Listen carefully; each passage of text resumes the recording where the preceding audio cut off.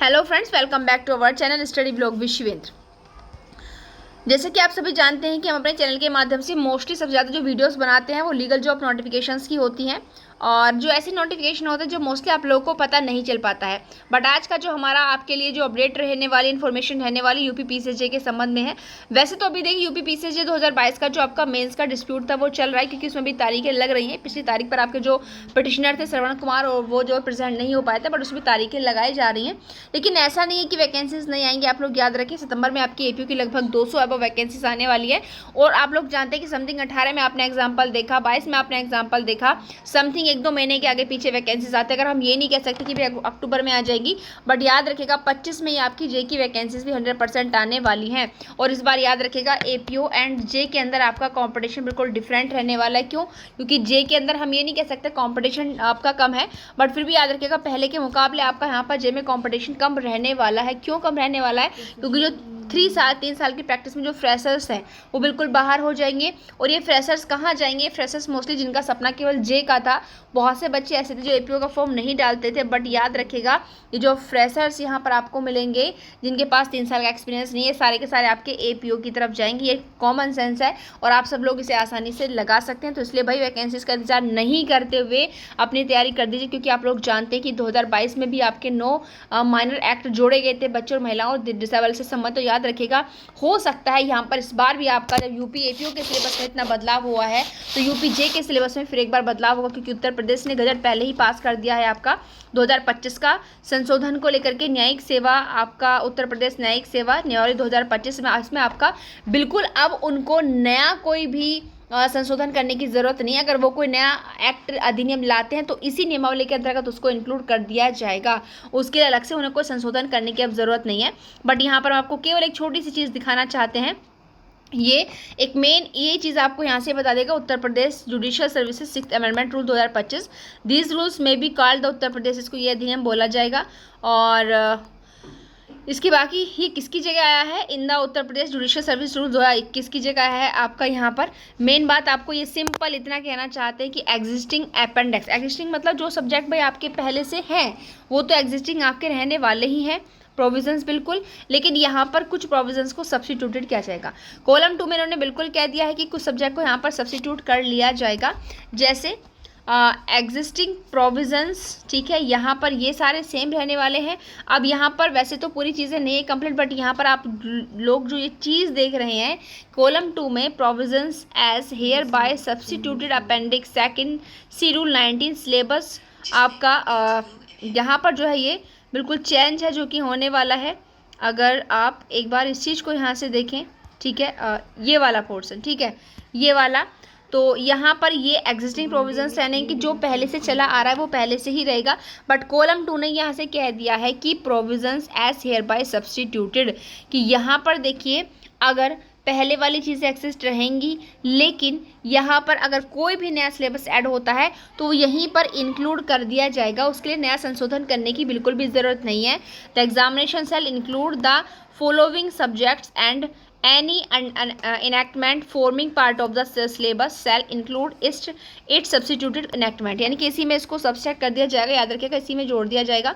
और अगर हम बात करें तो याद रखिएगा सबसे बड़ा जो इसमें आपका होने वाला है चेंज, वो आपका अभी तक आप लोग देखते थे कि लीगल जीके वगैरह जैसा कुछ प्रोविजंस हमारे यहाँ पर नहीं था, बट हो सकता है एक तो आपका लीगल जीके का पार्ट जो है यहाँ पर इंक्लूड हो जाए। और दूसरा आप लोग जानते हैं कि जे के अंदर अभी आईटी एक्ट नहीं है और प्रेजेंट टाइम में आप लोगों ने देखा है कि आपके तीनों जो न्यू लॉज ऐड हुए हैं, अगर हम बात करें बीएनएसएस की और बीएसए की, क्योंकि वही हमारे प्रोसेसुरल लॉ हैं और कोर्ट में वही चलते हैं, तो उनके अकॉर्डिंग आप लोग देख सकते हो कि आपके जो इलेक्ट्रॉनिक जो एविडेंस है उसको बहुत बड़े स्तर पर वहाँ पर शामिल किया गया है। तो आप लोग जानते हैं अगर आप इलेक्ट्रॉनिक एविडेंस के बारे में पढ़ेंगे तो इंफॉर्मेशन टेक्नोलॉजी एक्ट भी आपको पढ़ना पड़ेगा। तो हो सकता है इस तरीके की चीज़ें यहाँ पर शामिल हो जाएं, लीगल जीके हो गया आपका, या लीगल और अदर अपडेट्स आपकी हो सकती हैं, या फिर आपका जो है आईटी एक्ट और मोस्टली हो सकता है भाई यूपी से संबंधित, तो हो सकता है यूपी के जो दूसरे अदर एक्ट हैं जैसे कि एपीओ के अंतर्गत ऐड हुए हैं उनको भी यहाँ पर ऐड ऑन कर लिया जाए। बट याद रखिएगा यहाँ पर सिलेबस के अंदर परिवर्तन आपको देखने के लिए मिलेगा, क्योंकि इस कॉलम को उन्होंने सिंपल इसलिए ही छोड़ दिया कि बार बार हमको संशोधन नहीं करना पड़ेगा नियमावली के अंदर। अब जो भी नया सब्जेक्ट हम ऐड करेंगे उत्तर प्रदेश न्यायिक सेवा में उसको हम यहीं पर जो है सब्स्टिट्यूट कर लेंगे। बट याद रखिएगा नई चीज़ें क्या हैं, अभी फिलहाल कोई अपडेट इस तरीके की वैसे नहीं है कि कौन कौन से ऐड ऑन हो सकते हैं, बट ये एक अंदाज़ा होता है, एक एक्सपेक्टेशन होती है। नई चीज़ें क्या होंगी वो आपके नोटिफिकेशन के साथ ही हमको यहाँ पर देखिए पता चलेंगी। बट याद रखिएगा पहले का सिलेबस अपने आप में बहुत ज़्यादा लार्ज है, तो फिलहाल जो अस्तित्व में है, जो एग्जिस्ट है, वर्तमान में है, आप उसको लेकर कृपया करके अपनी तैयारी में लग जाइए। जो बच्चे अपनी तैयारी कर रहे हैं बहुत अच्छा, best of luck, all the best उनको, वो एक अच्छा काम कर रहे हैं। बट यहाँ पर याद रखिएगा जो बच्चे इस इंतजार में है कि भाई वैकेंसीज कब आएंगी, तो प्लीज़ एक बात आप मुझे कमेंट बॉक्स में कमेंट करके बता दीजिएगा कि क्या अगर वैकेंसी आपकी 10 दिन के अंदर आ जाएंगी तो क्या आप उन वैकेंसीज को फाइनल करने के लिए तैयार हो, क्या आपकी प्रिपरेशन है। ये मोस्टली हर स्टूडेंट, नॉर्मली अगर मैं बात करूँ तो अगर मैं 1% ही छोड़ूंगी, 1% ऐसे स्टूडेंट्स होते हैं जो केवल ये कहते हैं कि वैकेंसी आएंगी तो सही, वो प्रिपरेशन में यहाँ पर लगे हुए होते हैं। बट कुछ कह रहे वैकेंसी तो आई नहीं रही, वैकेंसी तो आई नहीं रही, बट वो ये नहीं देखते कि भाई अगर वैकेंसी आ जाती है तो आपकी तैयारी कितनी है। अगर आपको 2 साल का वक्त अगर यहाँ पर दिया जा रहा है, ये कभी कभी तो देखो इससे ज़्यादा का टाइम हो जाता है, बट अगर ये टाइम आपको दिया जा रहा है तो आप उसे यूज़ करें, अपने सिलेक्शन को कंप्लीट करें, मन में ये धारणा बनाएं कि वैकेंसीज तो आएंगी ही। बट याद रखिएगा हर चीज़ के 2 पहलू होते हैं, पॉजिटिव एंड नेगेटिव। यहाँ मैं ये भी कह सकती हूँ कि भाई बहुत से बच्चे ऐसे होते हैं जो ओवर एज होने वाले होते हैं। अभी वैकेंसीज आई, आपकी पता चल 3 साल बाद वैकेंसी है, वो लोग 35 साल से एबव हो गए, ठीक है। तो उस दशा में उन बच्चों के लिए सोचने वाली चीज़ें, उनके माइंड में चीज़ें रहती हैं कि पता नहीं वैकेंसीज कब तक आएंगी, हम ओवर एज हो जाएंगे, हम एग्ज़ाम दे पाएंगे नहीं दे पाएंगे। तो मोस्टली एक चीज़ जो उन वैकेंसीज में जो आपके कई साल बाद आती है, जैसे मोस्टली लाइक हमारा यूपी जुडिशरी के एग्ज़ाम, एपीओ के एग्ज़ाम जो 3, 4, चौथे 5वें साल में वैकेंसीज आती हैं, ठीक है, उनके लिए की ज़रूर बात है कि भाई अगर आप वैकेंसी इतने लंबे टाइम के बाद निकालते हो तो उसमें जो इस 3 साल के अंदर मैं नॉर्मली बात कहूँ तो जो ओवर एज हो चुके हैं, जो मानो उसमें 32 के थे या 33 के थे, 34 के थे, लेकिन वो ओवर एज हो गए हैं, अब उन बच्चों का यहाँ पर क्या होने वाला है, उनके लिए किसी भी प्रकार का रेमेडी आप नहीं देते हो, रिलैक्सेशन आप नहीं देते हो, तो कहीं ना कहीं ये चीज़ें देखिए बिल्कुल गलत हैं। तो वही जैसे मैंने कहा चीज़ के 2 पहलू, बट फिर भी आप लोग लगे रहे, क्योंकि कहीं ना कहीं जो एक्सपीरियंस है, जो अनुभव है वो रुकता नहीं है, कहीं ना कहीं काम ज़रूर आता है। एक ना सही दूसरी अपॉर्चुनिटी हम लोग के पास हमेशा रहती है, बट ज़रूरत होती है माइंड को सेट करने की।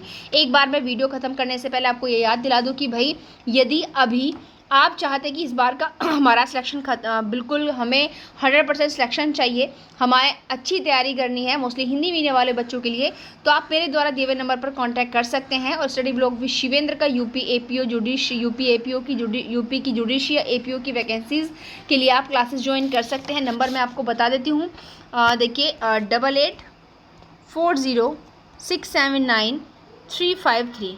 एक बार फिर रिपीट कर देती हूँ, 8840679353 ये नंबर है। इस नंबर पर आप मैसेज कर सकते हैं। हमारा टेलीग्राम पर पब्लिक ग्रुप है स्टडी ब्लॉग विद शिवेंद्र, आप वहाँ पर जाकर पूरी क्वेरी कर सकते हैं। सब्जेक्ट वाइज वहाँ पर दिया हुआ है, एक साथ अगर आप लेंगे तो कितनी कॉस्ट होगी, बहुत ही कम प्राइस में बच्चों के बजट के अंदर हैं।